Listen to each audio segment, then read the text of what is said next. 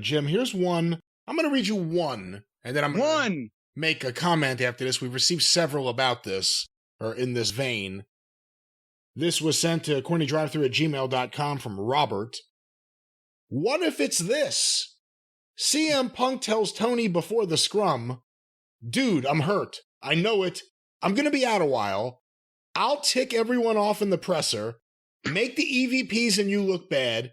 Maybe the EVPs even fight me. You'll have to suspend me and take the belt off me.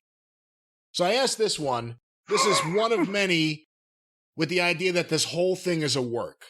So I wanted to ask you what your thoughts are about it being a work, and then, I guess to show the brilliance of the mind of Jim Cornette, if it is a work, how do we put it all together? How do we deconstruct this? Okay, well, no, I ain't that brilliant. Because it's not a work, and you can't put this together where anybody benefits in any way whatsoever if it is a work. If it was a work, is what I should say.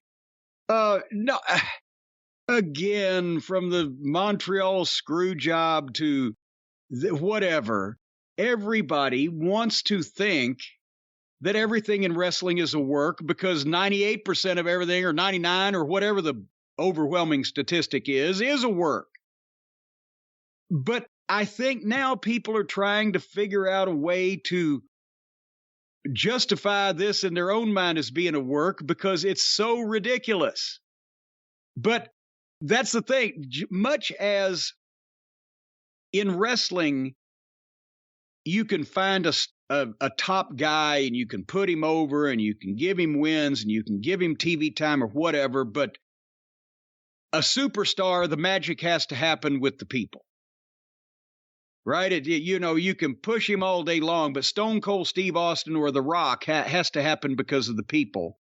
And generally, that's accidental. And you don't book it that way. Austin 3:16 says, I just kicked your ass. Or, if you smell what The Rock is cooking, because fuck you for Die Rocky Die or whatever. None of these things were intentional. The screw job wasn't intentional. It was seen as something that they had to get over with and get past, and now they can't get past it 25 years later. It's the biggest thing still they've ever done. So you don't book those things. And in the same way, anything this ridiculous in the wrestling business, I promise you, was not pre-planned by all parties. Now, some party may have had a thought, well, if such and such happens, I'd do this or whatever. But no, none of this was planned. Obviously, it was the most poorly conceived and thought out and implemented fucking work in recorded history. Let's play devil's advocate, okay? We have not seen any photos or anything of anyone with any injuries coming out of this fight. We've only heard stories about it. All anyone has is stories.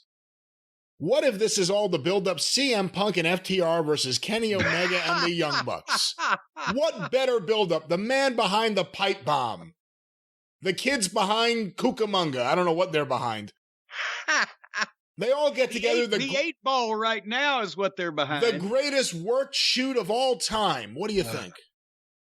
Well, and then you're giving... Guest referee Colt Cabana. Then you're given a number of simpletons involved in this credit for being able to conceive this and or pull it off. And also, again, for what business? I'm an FTR fan and I love me some Punk. And there's no way that Punk and FTR versus the Bucks and Olivier with Larry as special referee and Luthez is going to stretch the losers on pay-per-view. That still wouldn't draw enough money to make the goddamn justification for fucking up your world title picture, taking your fucking top stars out of your open of your show, suspending them, taking them off advance advertising of places they're going to be, taking statements, having attorneys burning up telephone lines. You could have Mega, No. You could have Mega in a shark cage above the ring. Yeah, Mega in a shark cage above the ring. Special guest timekeeper, Topher. But then, you know what she's going to do? Every lawyer carries a ballpoint pen. She's going to drop the pen through the bars of the shark cage, and somebody's going to get stuck in the eye with it. No, it's not a work. Bless y'all. Please get hobbies. Unfortunately, this isn't a work. This is apparently as legitimate as now. The one thing what was the caller's name that asked this question? Oh, I actually don't have the email in front of me anymore. Well, okay, Robert, I think, was the email. Tits McGee over there that asked the question. I believe it was Robert, not Tits McGee. Robert McGee or Tits Robert, I don't know, or Barack Hussein from the previous administration. Sarabian from the previous email. Well, there you go. I remembered it was something began with a B. Anyway, what I'm trying to say is I can believe that Punk, after that match, he's already bleeding. He's hurt some element of his arm. I've heard triceps is what we've heard now. He's fucking frustrated anyway because he's just been off for an injury and he's had to suffer through sitting and listening to the whisper campaign and all the rumor mill about what he was pissed about, and his boss has done nothing about it. And the only thing to make him smile is he's got a tasty muffin in front of him. And I would think that he probably at that point saw all of I'm going to try to say this with a straight face, the journalists. I wonder how many people in that room actually went to journalism school. And I'll give Uncle Dave that. He went to school for it. He didn't go to the school of common sense, but he knows how to write. But I wonder how many of them went to school for journalism or how many of them just got free tickets because they're publicity machines. And he decided to say a few things that had been troubling him and get a few things off his chest. I can believe that much. That may have been pre-planned.